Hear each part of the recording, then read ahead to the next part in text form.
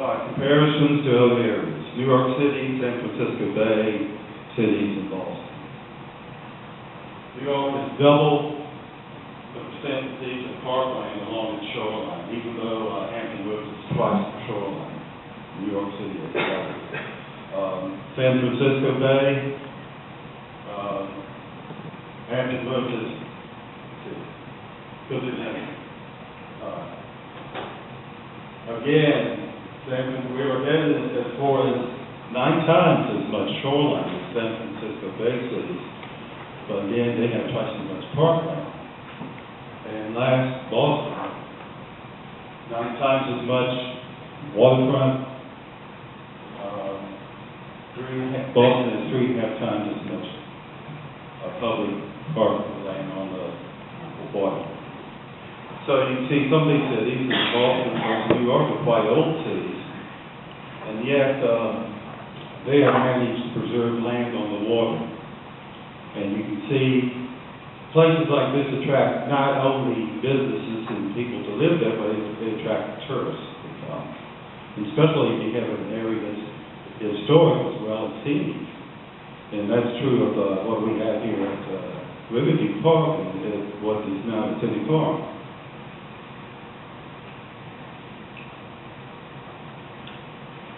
Now, next one. Oh, I'm just quickly going through. What's the value of parkland? Just go on. We can answer this later if you like. We'll make the city park, the Riverview Park, make Newport News a more attractive place to live or to visit. Right? And another thing, if you have more access to the water, will it provide opportunities to educate our children, grandchildren about the water, about taking care of this area? If you isolate them from the water, if they don't get there very often, they may not care at all.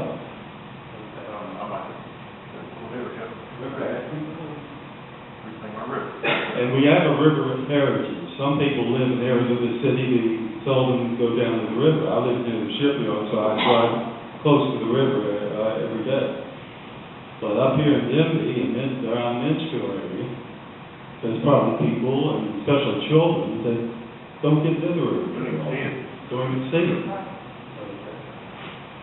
And for really, the Riverview Park, all of this land needs to be not divided up, say we'll give a few acres here and then we'll develop the rest. No, that's not a good deal. It's a relatively small amount of land as far as the park is concerned. It can make a big difference for the city. So the choice basically is, are we going to preserve this as a park for everybody to enjoy, or are we going to allow the city and developers to develop it and only a few people to enjoy it? Is Newport News trying to do something? Well, look at this. Next, April 8, 2008, this is dated. An architectural firm from Virginia Beach drew up these plans. I don't know who authorized it, but they went into some detail to do this. So they must have thought they had a chance to do it. I went to a meeting about it back in 2008. I was part of the task force thing. Yeah. Went out there and listened to what they had to say about it. Yeah. I'll talk to you later about that. Okay. You can see the city seal is actually on here. Yeah. So it looks like it has some authority. This is the bar right here. This is the beach area that we know about right here. The marina is up there, in the Michigan Road.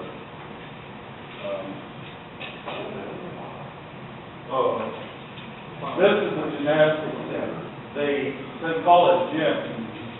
What I'm thinking, and I don't know everything's going on, but it looks like this would make an ideal gated community.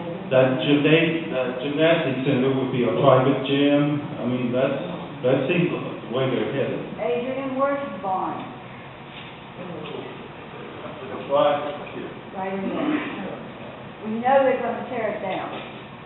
Well, you read the paper last week. I went to that meeting, and what came out of that meeting was it was not being taken care of, basically. Somebody actually went in and removed some support, part of the support system, and I have some photos later on in this about that.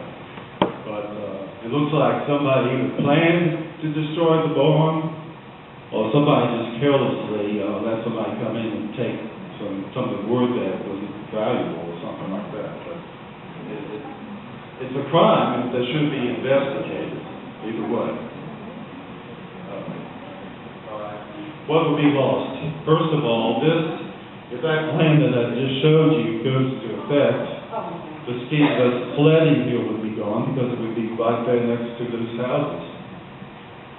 Next, gymnastics center, that very likely would be a private gym. Next, the overlook, well, that might be lost. Certainly, there wouldn't be any more overlooks, and there wouldn't be trails along the waterfront or access to the beach in that area. If they have that now, and you cannot go out and walk on that sand. No. Okay. And very cool.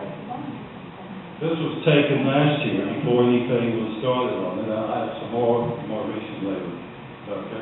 That was Yoder, right? Originally Yoder. Mennonite farm. No. City farm. Yeah, after the city owned the land it was built, so it's not Mennonite. All right, next. Of him, that thing in the background, Now, see from your angle. look at this scene. This is looking up from near the gate to the city farm, back up toward Mitchell Road. And as you can see, you feel like you're in the country when you visit that area. And if they get their way, the people want to develop, that'll be a four-lane road, from coming down this way, all the way First down the two to the photos, road. yeah. Okay. Yeah. And we need, this is about the last of any kind of rural connection in Newport News. Everything else has been developed. The only other barn around I know of is the Yoder, which is, of course, right next to the shopping centers. The pool on Eastwood Drive still has the. Oh, that's right, okay. Colony pool. Adrian, do we know the actual perimeter of the 1680 Wartown? Has there been an archaeological dig to any extent? Yeah, I have a map later on that will show you about that, okay. Here are some things you can do. This is also on the back of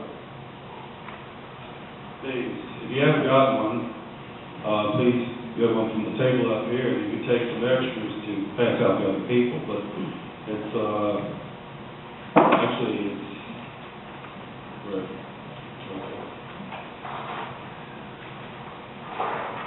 Yeah, it's on the inside on this one. But there's things that you can do. If you go to our Facebook page, there's more detail there of what you can do. So this tells you how to get to Facebook.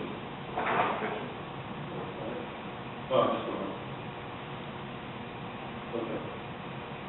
Well, how did we get started with our citizens group? Well, about a year ago, it was actually last October at the Sierra Club over in Sandy Bottom Park in Hampton. They were talking about various subjects, and John Dawson, that's the Dr. Dawson, that is with a D. He was sitting over next to me, and I told him what I was interested in the city farm and what would happen there, and he suggested that we get some people together and talk about it. So he got some people that he knew, and later on I located some other people that joined our group, and this is the first time we met at the Unitarian Church, which is where we usually meet now, there on North. And first we had to decide what kind of organization we would be, and we are a non-profit organization now. And there's some of our members, a couple of them are here today. Okay. Now, in addition to meeting ourselves and discussing the subject, the matter, we need to get out and in the community and also to go to other meetings and our concerns. So one of the first places we went was the North District, and this was town meeting. This was actually back in the fall of last year before we really had an organization. And as you can see, the two council people from the North District, we talked to both of them, and after that meeting, we were kind of concerned because neither one was ready to tell us this should be a park. They were kind of thinking maybe it should be re-parked and some kind of mixed-use development or something else should be there. So the next thing, the city council election came up. A very convenient time because it gives you an opportunity to ask questions. Unfortunately, when you go to council meetings downtown, they'll let you speak for 3 minutes, but they generally don't answer your questions. But it's good to go there anyway, because not only to inform people that are there, but they don't televise it, so it gets the word out. So we will be doing that more. But what we had, since the Sierra Club was first, and had friends in the Sierra Club, they asked me to submit a question for their questionnaire, and of course it was about what would be done with the city farm. So each candidate had to answer that, and there was enough of a division there in that first forum that the Daily Press picked it up, and so it became a topic in further debates too. And I was always ready to submit a question whenever I could. This one, as you can see, the two candidates that were running in the North District, one of them favored development, the other one favored the park. Fortunately, the park won. We had a lot of elections this year. In June, there was a special election, close to Shelley. Remember that? But I had this idea at the last minute, it's hard to get people to go out and man every precinct. But I said, well, I'll make up some signs and go to these precincts in that area and advertise a forum that is coming up in just a couple of weeks. And some of the people actually came to the forum and told us that that's how we found out about it. So this is what I did at some of the precincts. And next, and this is about forum, public forum in Save Riverview Park. And believe me or not, they're not only, some of these people who develop the plans not only want the city farm in the marina, they want to go up farther into what is now Riverview Park and take some of that. And this is a panel. I did a brief PowerPoint to start out, and then we had a panel discussion, and each of the panel members took a particular topic and discussed it. And by the way, the 4 members here, I took a video of each one, and it's online. If you go to our Facebook page first, you can find links to those videos.